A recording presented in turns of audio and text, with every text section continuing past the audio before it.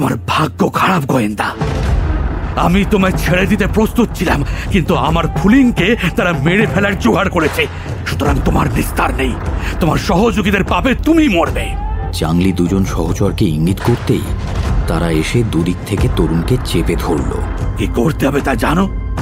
কাল সকালে ওর দেহটা ডেভেনাম সাহেবের বাড়ি উপহার পাঠাতে হবে, বুঝেছ? এখন যাও।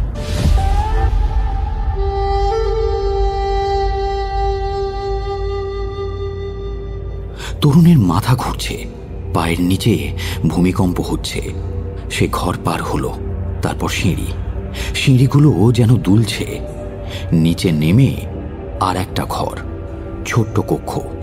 তরুণের মনে হলো যেন তার মাথার উপর থেকে অজস্র বরফ গলে সারা দেহ ভাসিয়ে দিচ্ছে।